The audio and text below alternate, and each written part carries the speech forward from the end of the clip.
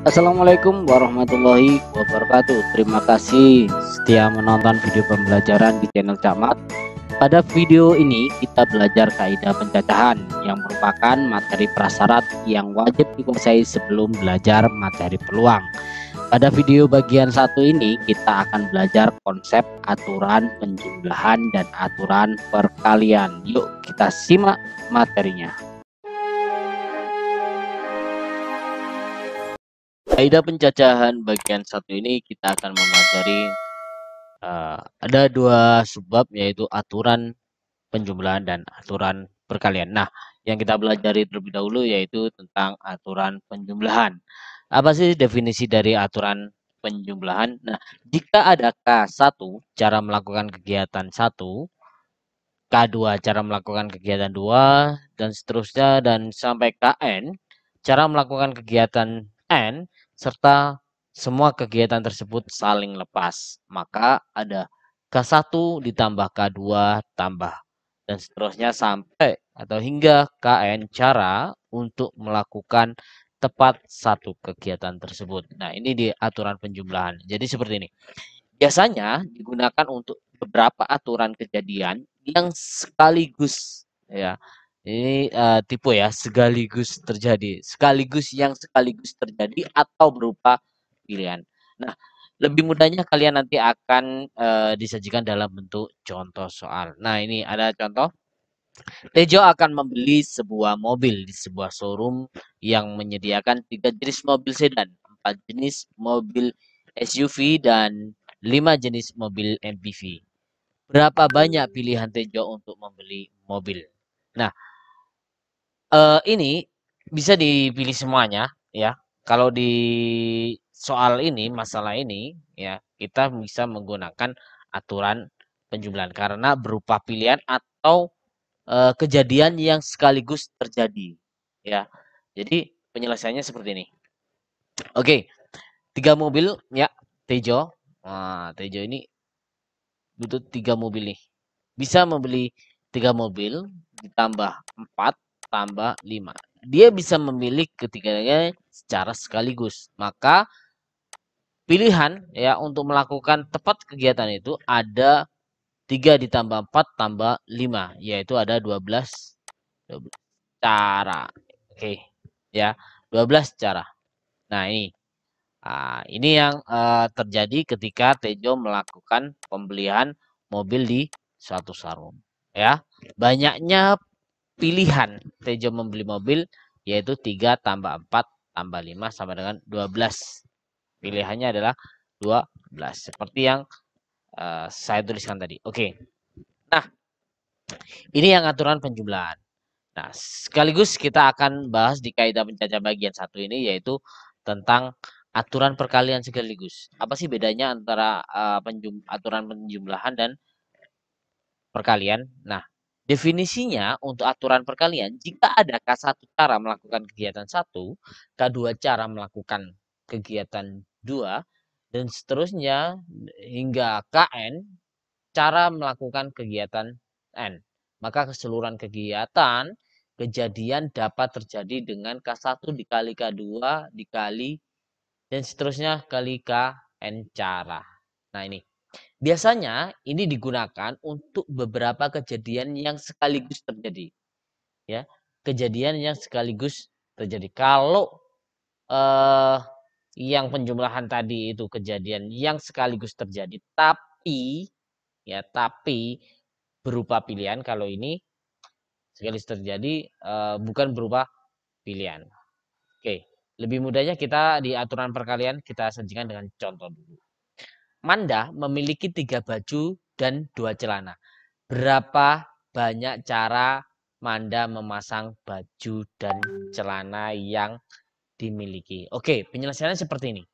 Oke, Manda punya 3 baju nih, ya. Ada B1, B2, B3, ya. Baju pertama, baju kedua, dan baju ketiga. Nah, masing-masing ini, ya, masing-masing baju ini bisa dipasangkan dengan 2 celana yang ada. Berarti C1, C2, ini juga ada C1, C2, ini juga C1 dan C2. Nah, hasil pasangannya ini B1 dengan C1, ini B1 dengan C2, yang ini B2 dengan C1, ini juga B2 dengan C2. Yang ke pasangan yang ketiga adalah bukan ketiga. Baju ketiga adalah B3 dengan C1 dan B3 dengan C2. Nah, kalau kita lihat ya, penyelesaian ini ada berapa? Ada 6 ya. 6 cara yang dapat dilakukan oleh Manda ya, yang dapat dimiliki untuk memasangkan baju-baju ini. Nah, di aturan perkalian ini bisa langsung kita, kalau aturan perkalian ini kan kejadian yang tidak bisa dilakukan sekaligus ya, memilih ya, terjadi sekaligus tapi memilih, tapi hanya sekaligus saja. Ini di pasangan ini cukup dengan 3 kali 2, yaitu ada 6 cara. Oke, gampang kan? Nah, gampangnya lagi ada sajian soal seperti ini. Masih di kaidah pencacahan bagian 1. Contoh soal yang pertama yaitu Andi memiliki 4 mobil, 3 sepeda motor, dan 2 sepeda. Berapa banyak cara Andi pergi ke kantor dengan kendaraan yang dimilikinya?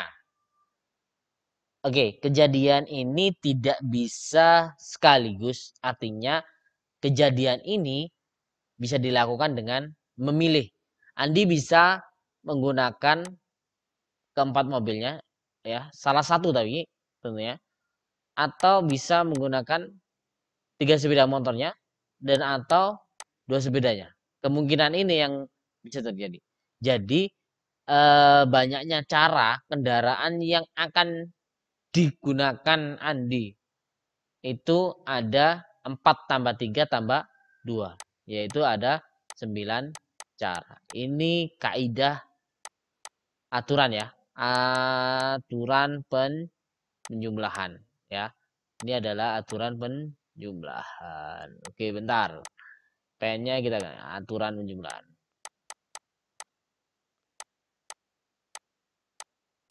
Karena ini sebuah pilihan ya. Oke, biar mantap lagi kita di contoh kedua. Contoh kedua, seorang siswa hendak mendengarkan lagu yang terdiri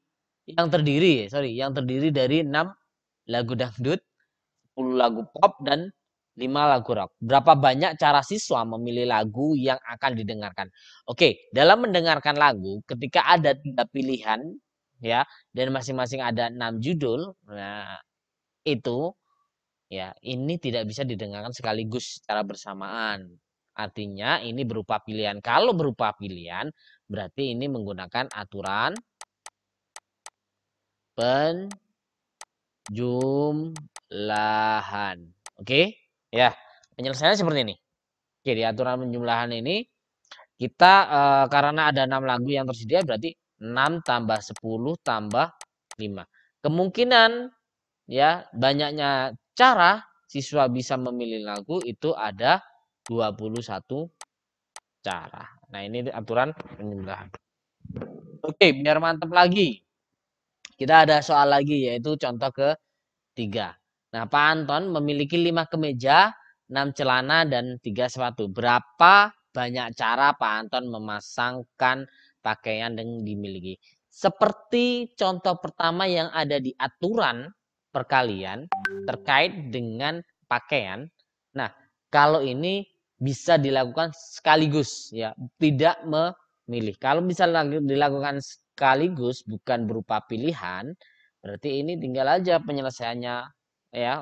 Pak Anton bisa memasangkan 5 kali 6 kali 3. Ini pakai aturan perkalian langsung aja ya. Karena model soal seperti ini tidak bisa langsung berupa pilihan, tapi sekaligus digunakan. Jadi ada berapa ini? Ada 30, ada 90 cara ya. Oke, ini adalah aturan perkalian. Oke. Nah, Contoh keempat, biar tambah mantap lagi nih. Dari kota A menuju kota C harus melalui kota B. Kota A ke kota B dihubungkan oleh 3 jalur berbeda. Dan kota B ke kota C dihubungkan oleh 4 jalur berbeda. Berapa banyak cara Eko dapat pergi dari kota A ke kota C? Nah, penyelesaiannya gini. Jadi, ini ada 3 kota nih. Ya, ada 3 kota A, terus ini B, dan ini C. Eko ini ingin pergi dari kota A menuju kota C. Yang harus dilalui melalui kota B. Nah, kota A ke kota B itu dihubungkan dengan 3 cara atau 3 jalan. Ya, 3 jalan. Berarti ini yang jalan pertama, jalan kedua, jalan ketiga. Ya, ada 1, 2, 3. Nah, dari kota B ya ke kota C itu ada 4 jalan atau 4 jalur. Berarti 1, 2, 3, 4. Nah, ini jalur ke-7, jalur ke-4, 5, 6, 7 ya. Oke.